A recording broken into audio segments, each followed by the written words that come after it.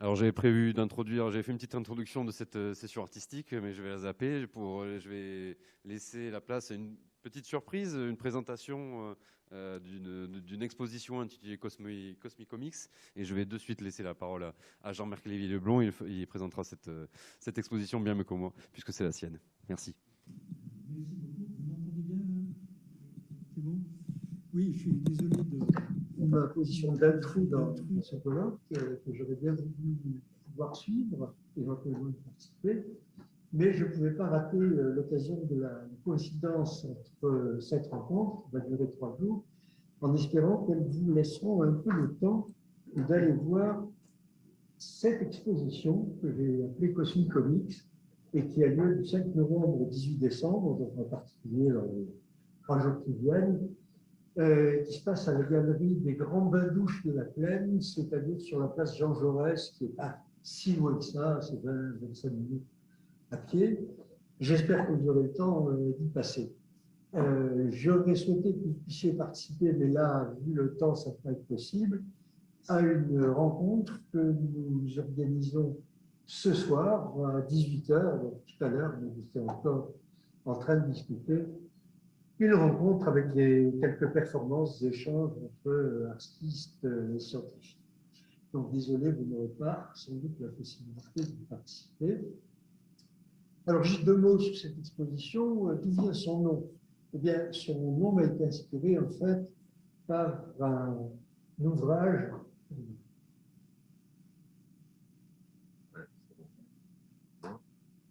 Voilà, j'ai des problèmes. Je savais bien qu'en n'utilisant pas mon ordinateur, j'aurais des problèmes.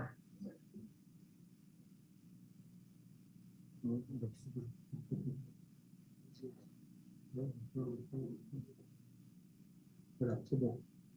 Là, si on fait ça, voilà. Un livre dont certainement plusieurs d'entre vous connaissent, de Italo Calvino, grand écrivain italien qui, par ailleurs, s'est beaucoup intéressé à la science. Il tenait Galilée pour un des grands écrivains de la tradition italienne, entre autres.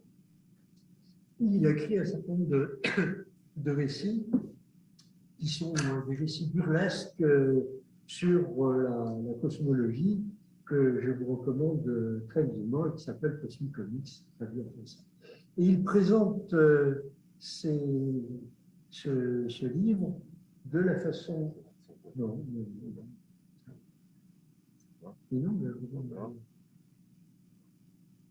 voilà, de la façon suivante. Il écrit, c'est Italo Calvino qui parle, hein. En combinant en un seul mot les deux adjectifs cosmique et comique, j'essaie de rassembler différentes choses auxquelles je tiens. Dans l'élément cosmique, pour moi, il n'y a pas tant le rappel de la qualité spatiale que la tentative de me remettre en rapport avec quelque chose de bien plus ancien. Chez l'homme primitif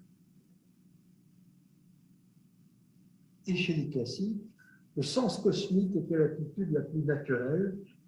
Nous, au contraire, pour affronter les choses trop grandes et sublimes, nous avons besoin d'un écran, d'un filtre, et c'est là la fonction du comique.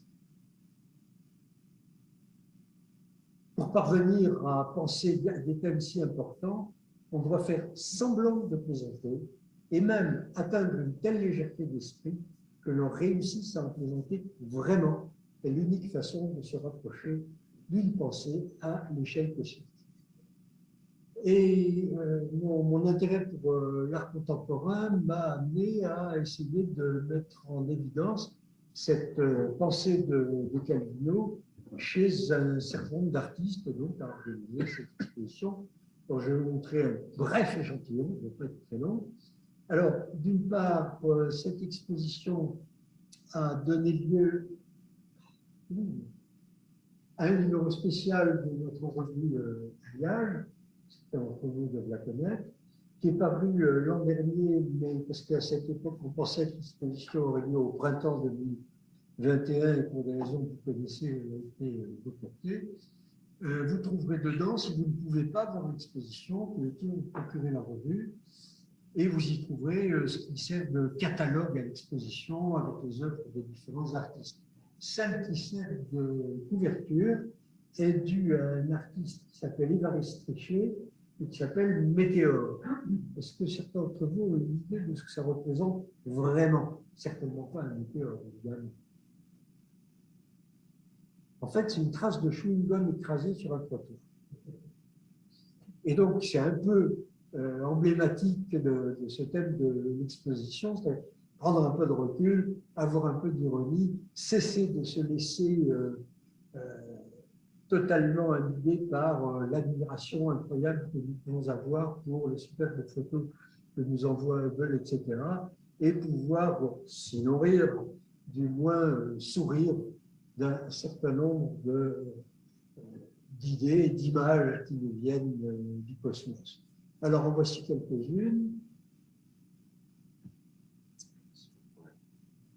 Alors, celle-ci, qui est implantée sur le plateau de Cossos, là où se situe l'observatoire de la Côte d'Azur, est une œuvre d'une jeune artiste qui s'appelle Sophie Blais et qui s'intitule, en attendant le miracle, réceptacle à objet céleste. On attend que quelque chose puisse venir. Je ne commenterai pas les œuvres, elles se suffisent, me semble-t-il, ça vaut la peine de les voir en vrai, parce qu'évidemment, leur taille, leur matière sont tout autre chose qu'une simple photographie. Ça, c'est une œuvre assez grande, c'est quelque chose comme 1 mètre sur 80 cm, c'est très spectaculaire.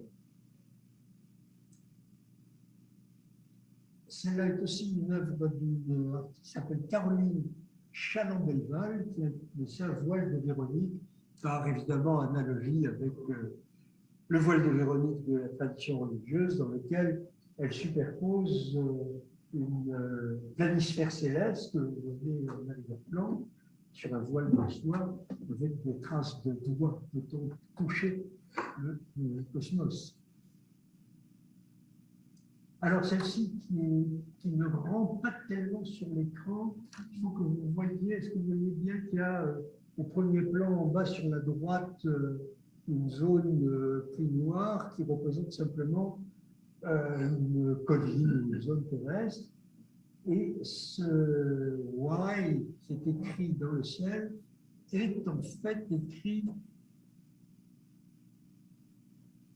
par la Lune. C'est une œuvre de Sarah Holt, qui est une photographe, et qui a fait toute une série de photographies de la Lune avec une pause relativement longue quand elle était sur un bateau. Et les mouvements de tangage, d'oscillation du bateau sur les petites vaguelettes de la mer, évidemment, font bouger la Lune par rapport à la pellicule. Et il se trouve qu'elle a pu en sélectionner plusieurs dizaines qui sont très spectaculaires, où c'est là la Lune qui est écrite dans le ciel. Wow.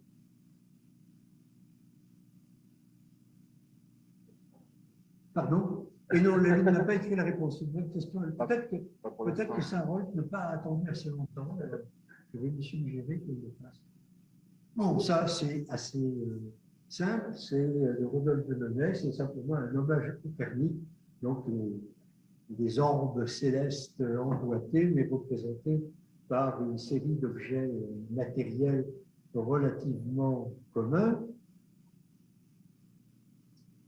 Et ceci, ce sont des nids cosmiques que propose Olivier Leroy. Il a pris une véritable photographie du ciel dans, je ne sais plus quel catalogue d'étoiles et de galaxies, et il a interprété les deux petites galaxies que vous voyez sur la gauche, là, comme des œufs dans des nids cosmiques qui se situent à la fourche de l'arbre qu'il a dessiné sur cette œuvre. Donc, ça fait poétique, et en plus, effectivement, dans ces œufs galactiques, peut-être bien qu'il y a effectivement de la vie. Et ça, c'est une dernière œuvre de Philippe Ramette, qui est un grand spécialiste des œuvres paradoxales et qui s'intitule Inversion de la pesanteur. C'est, comme on aurait pu le penser autrefois, aux antipodes, évidemment, vous risquez de tomber. Bon, c'était juste pour vous donner une petite idée. En vérité, le propos de l'exposition est essentiellement Le suivant, c'est est-ce qu'on peut passer de la cosmologie à une cosmogénie en faisant preuve d'un humour et se diriger peut-être vers une cosmétique. Je vous remercie et je vous invite, si vous en avez le temps et envie, à venir voir cette exposition. Merci de votre attention. Merci Monsieur Levy-Leblond d'être venu vous présenter votre exposition. Je la conseille à tout le monde en effet. Au-delà des, enfin, c'est plusieurs œuvres, il y a aussi des petits mini-films qui sont très agréablement inattendus. Je recommande.